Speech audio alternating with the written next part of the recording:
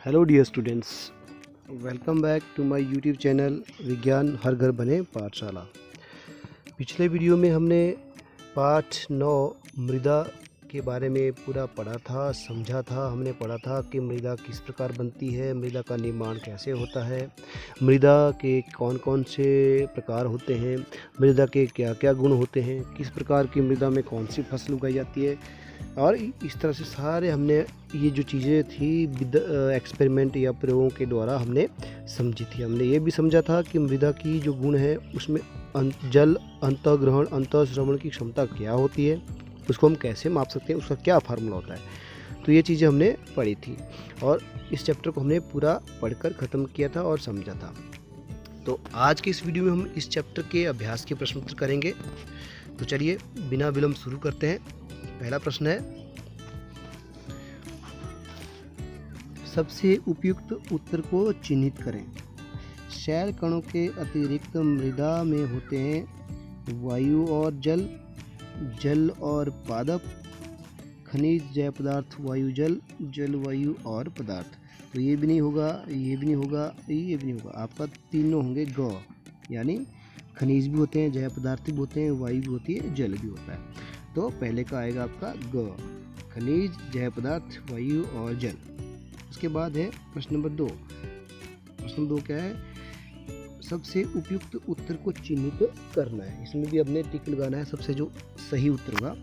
सबसे उपयुक्त उत्तर, जल धारण करने की क्षमता सबसे अधिक किसमें होती है? बलुई मृदा में, मृणमय मृदा में, दुमटी मृदा में, या बालू और दोमट के मिश्रण में। तो सबसे ज़्यादा जल धारण की क्षमता आपकी बलुई मृदा में नहीं होती, दुमटी मृदा में भी नहीं होती है, बालू और दोमट में भी नहीं होती है। तो सबसे अधिक होती है मृणमय मृदा में। तो इसका उत्तर होगा ख, मृणमय मृदा। ठीक है। उसके बाद है प्रश्न नंबर 3। प्रश्न नंबर 2 भी हो गया। मैं उम्मीद करता हूँ आपको अच्छी तरह समझ आ रहे हैं। चलिए आगे बढ़ते, ध्यान से देखना अपने और ध्यान से समझना इसको। प्रश्न नंबर 3, अब इसमें क्या है, मिलान करने हैं। कॉलम में ए दिया है और कॉलम बी में कुछ ऑप्शन दिए हैं, इन दोनों को आपस में मिलाना है जो सही बैठेंगे। तो कॉलम ए में पहला है जीवों को आवास देने वाली। जीवों को आवास देने वाली क्या होती है? बड़े कण, सभी प्रकार की मृदा, गहरे रंग, सघन छोटे कण या ह्यूमस की मात्रा। क्या होती है? मृदों को आवास देने वाली जो होती है आपकी, मृदों को आवास देने वाली जो मिट्टी होती है वो होती है आपकी मृदा। तो ये आएगी आपकी मृदा। जो मृदों जीवों को आवास देती है वो है सभी प्रकार की मृदा। तो इसका पहला मिलेगा आपका ख से। ठीक है। दूसरे से क मिलेगा, दूसरे से मृदा की ऊपरी परत। ऊपरी परत बड़े कण, गहरे रंग की, सघन छोटे रंग की या ह्यूमस की कम मात्रा। तो ऊपर की परत कैसी होती है? गहरे रंग की होती है, सघन छोटे कण की होती है ना, गहरे रंग की होती है। तो मृदा की ऊपरी परत होती है आपकी गहरे रंग की। ठीक है। इसके बाद आपका तीसरा है बलुई मृदा। बलुई मृदा, इसमें क्या होते हैं? बड़े कण होते हैं, सघन छोटे कण होते हैं या ह्यूमस की मात्रा होती है। इसमें होते हैं बड़े कण, तो ये मिल जाएगा आपका। उसके बाद है घ, मृदा की मध्य परत। मध्य परत में क्या होते हैं? मध्य परत में आपके छोटे कण होते हैं या ह्यूमस की कम मात्रा होती है। तो मध्य परत में ह्यूमस की कम मात्रा होती है। उसके बाद बच गया आपका मृणमय मृदा। इसका आएगा आपका सघन छोटे कण। तो इस प्रकार जो है यह कॉलम ए में जो दिए हैं उसका मिलान हमने कॉलम बी से कर दिया है। तो इसी प्रकार आपके ये हो जाएंगे। प्रश्न नंबर 3 भी आपने अच्छी तरह समझ लिया। चलिए प्रश्न नंबर 4 की तरफ बढ़ते हैं।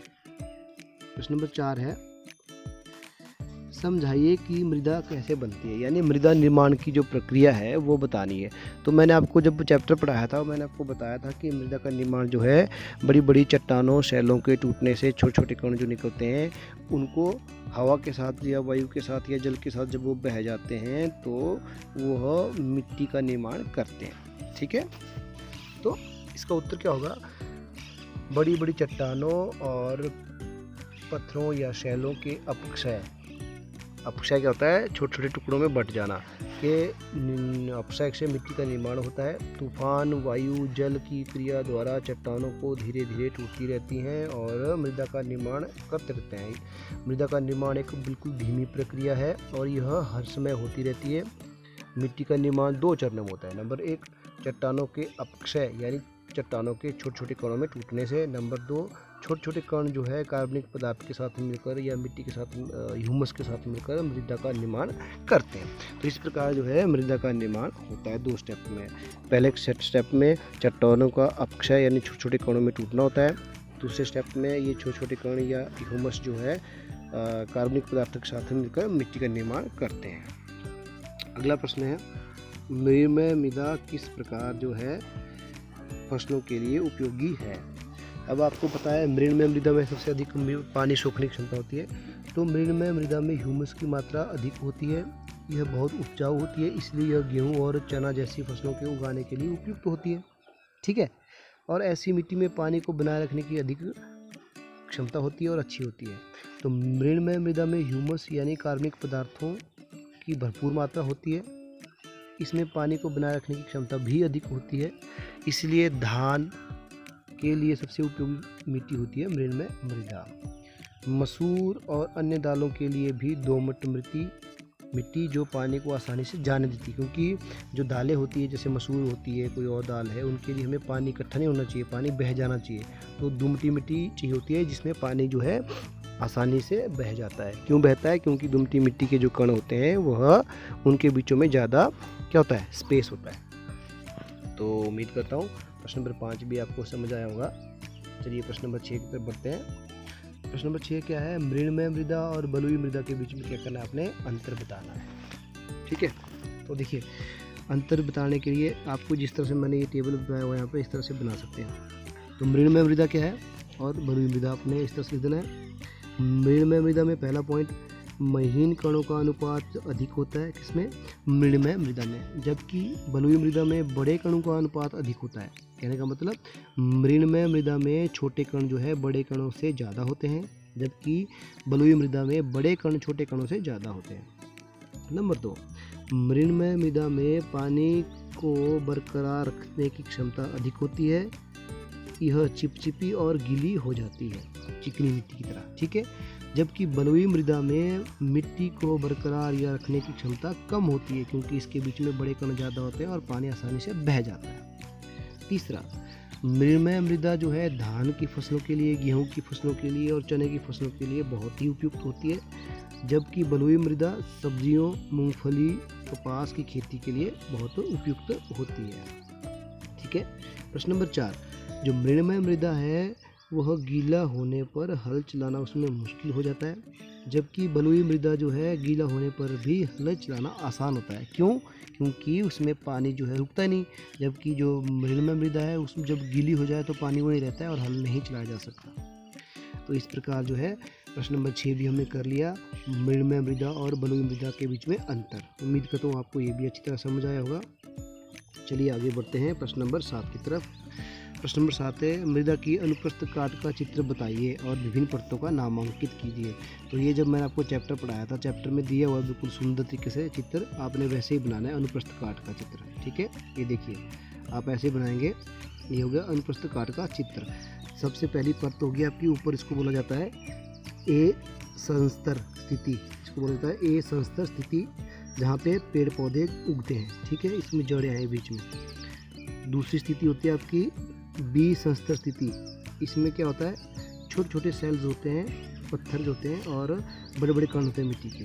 अब तीसरी स्थिति क्या होती है? सी संस्तर स्थिति। इसके अंदर जो है चट्टानें होती है, दरारें होती है, बीच बीच में दरारें होती हैं और चट्टानों के सेल होते हैं जहाँ पे पानी जो दरारों के बीच में रुकता है। और चौथा जो होता है आधार, उसको बोलते हैं हम आधार सेल। क्या बोलते हैं? आधार सेल। ये हमारा आधार सेल होता है।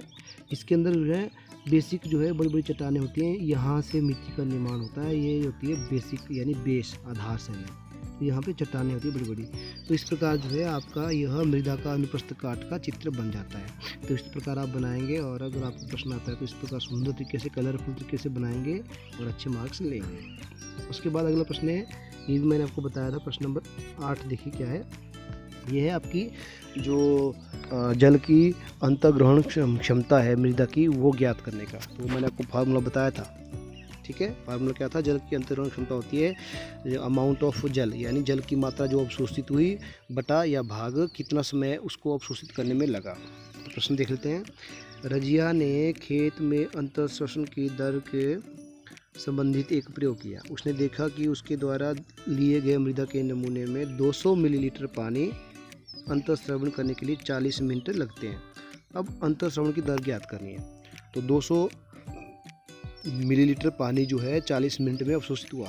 तो हमें पता है फार्मूला के अंतर्श्रवण की दर पानी की कुल मात्रा या अवशोषित पानी की कुल मात्रा भाग अवशोषित करने के लिए लगा कुल समय, यानी 200/40। तो आपको पता है 0 से 0 जाएगी और 4 5 20, यानी आपका 5। तो आ गया आपका 5 मिलीलीटर पर मिनट, यानी 1 मिनट में 5 मिलीलीटर पानी जो है वह मृदा अवशोषित करती है। तो ये मृदा की अंतःश्रवण दर हो गई। ठीक हो गया, ये भी आपको अच्छी तरह समझ आ गया। चलिए प्रश्न नंबर 9 की तरफ बढ़ते हैं। प्रश्न नंबर 9 क्या है? समझाइए मृदा प्रदूषण और मृदा अपरदन किस प्रकार रोका जा सकता है। अब मैंने आपको बताया था चैप्टर के अंत में कि मृदा अपरदन क्या होता है, उसको किस प्रकार हम रोक सकते हैं, ठीक है। और मृदा प्रदूषण क्या है? देखिए, मृदा प्रदूषण मतलब मृदा को प्रदूषित करना, उसके अंदर बहुत से हानिकारक केमिकल, रसायन और लिक्विड डालना, उसको बोलते हैं मृदा का प्रदूषण, ठीक है। जैसे हम खाद डालते हैं, रासायनिक खाद डालते हैं खेतों में अपने, तो अगर वो एक लिमिट मात्रा में डालें तो चलो ठीक है, कोई दिक्कत नहीं आती। लेकिन हम लोग क्या करते हैं, अत्यधिक मात्रा में रासायनिक खाद डालते रहते हैं, जिससे मृदा का प्रदूषण होता रहता है। तो मृदा प्रदूषित होती है। मृदा के प्रदूषण से जो मृदा के नीचे जल होता है उसमें वो रासायनिक पदार्थ मिल जाते हैं, चाहे वो हम खेतों में डालें या उद्योग धंधों से निकलने वाले जो तरल पदार्थ होते हैं, जहरीले विषैले पदार्थ, वो भी ज़मीन में फेंके जाते हैं, तो वो भी मिल जाते हैं। इससे क्या होता है, मृदा का जो अंदर का जल होता है वह क्या होता है, भौम जल जो है प्रदूषित होता है। उसके उपाय क्या क्या हैं मृदा प्रदूषण को और मृदा अपरदन के? पहले मृदा प्रदूषण के रोकने के उपाय देख लेते हैं। नंबर 1, रासायनिक उर्वरकों की बजाय हमें खाद का, जो प्राकृतिक खाद होती है, गोबर खाद, उसका इस्तेमाल करना चाहिए। ये हो गया, बिल्कुल आसान है। दूसरा, औद्योगिक कचरे को संशोधित करने के बाद ही फेंका जाना चाहिए, यानी जो हम उद्योग धंधों से, जो फैक्ट्रियों से जो कचरा निकलता है, जो आपका वेस्ट पदार्थ निकलते हैं, उनको पहले क्या करना चाहिए, उनको पहले संशोधित करना चाहिए। उसमें से विषैले पदार्थों को पहले अलग कर लेना चाहिए, उसके बाद उसको ज़मीन में या मिट्टी में फेंकना चाहिए, तब वो मृदा के प्रदूषण को रोक सकते हैं। तीसरा, हमें पॉलीथीन और प्लास्टिक के उपयोग से बचना चाहिए, कम से कम उपयोग करना चाहिए, और अगर उपयोग करें तो उन्हें कभी भी मिट्टी में नहीं फेंकना चाहिए, क्योंकि आप जानते हैं कि पॉलीथीन और प्लास्टिक कभी गलती सड़ते नहीं हैं और यह मिट्टी में हमेशा बने रहते हैं, जिसके कारण जो है मिट्टी प्रदूषण होता है, मृदा प्रदूषण होता है। क्योंकि जब यह ज़मीन में जाएंगे तो जब बारिश होगी तो मृदा में जो पानी रिश्ता है, जो अंतःश्रवण होता है, वह पानी ज़मीन के अंदर नहीं जाएगा और वो ऊपर से ही बह जाता है, इससे मृदा प्रदूषण होता है। तो ये था मृदा प्रदूषण। उसके बाद है मृदा अपरदन। तो मृदा अपरदन क्या होता है, आपको मैंने बताया था, मृदा की ऊपरी परत, जो उपजाऊ परत होती है, अत्यधिक बाढ़, अत्यधिक जल, हवा, तेज़ हवाओं और बर्फ़ के द्वारा वह बह जाती है। तो इस प्रक्रिया को बोलते हैं मृदा अपरदन। तो इसको रोकने के लिए हमें नंबर 1, कटे हुए वनों के स्थान पर अत्यधिक मात्रा में पेड़ लगाने चाहिए। पहली बात, हमें पेड़ बहुत से बहुत अधिक लगाने चाहिए। नंबर 2, घास जो है भूमि चराई पर रोकनी चाहिए, यानी हम देखिए, हम भूमि चराई यानी घास के लिए अपने जानवरों को भी ले जाते हैं और अत्यधिक मात्रा में इकट्ठे ही वहाँ पे चराते हैं। इससे भी क्या होता है, घास हम जानवर खा लेते हैं और जिसके कारण जो है मृदा की जो है पकड़ जो है घास से छूट जाती है, तो मृदा ढीली पड़ जाती है और मृदा बह जाती है। ठीक है। तीसरा, पहाड़ी क्षेत्रों में हमें क्या करना चाहिए, सीढ़ीदार खेत बनाने चाहिए। तो आप बच्चे भी पहाड़ी में, पहाड़ के निवासी हैं, तो आपके हाइट में घर है, तो आपको पता ही है, आपके यहाँ पे सीढ़ीदार खेत होते हैं। सीढ़ीदार खेत का मतलब एक खेत, उसके नीचे दूसरा खेत, उसके नीचे तीसरा खेत।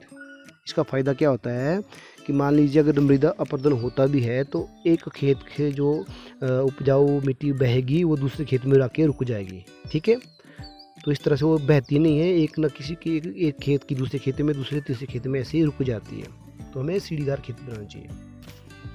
तो ये उपाय थे मृदा अपरदन को रोकने के लिए और मृदा प्रदूषण को रोकने के लिए। उम्मीद है आपको ये प्रश्न भी अच्छी तरह समझ आया होगा। अब इसका अंतिम प्रश्न है प्रश्न नंबर 10। ये देखिए प्रश्न नंबर 10 निम्नलिखित वर्ग पहले को दिए गए संकेतों की सहायता से हल कीजिए। देखिए सीधे नंबर 1 दिया है यहाँ पे। नंबर 1, इनके बने थैलों के अपशिष्ट से मृदा प्रदूषण होता है। प्लास्टिक, यहाँ पे आएगा प्लास्टिक ऐसे, ठीक है। प्लास्टिक के थैले होते हैं जो मृदा को प्रदूषित करते हैं। ये देखो पॉलीथीन या प्लास्टिक, तो पहले आ गया आपका पॉलीथीन, तो यहाँ लिखेंगे आप पॉलीथीन, ठीक है। 1 नंबर पे आएगा आपका पॉलीथीन, यहाँ लिखेंगे आप पॉलीथीन ऐसे, ठीक है। उसके बाद नंबर 2, इस प्रकार की मृदा में सूक्ष्म कणों का अनुपात अपेक्षाकृत कम होता है। सूक्ष्म कणों का अनुपात किस में कम होता है? मृणमय मृदा में। यहाँ पे आएगा नंबर 2 में मृणमय मृदा, ठीक है। नंबर 4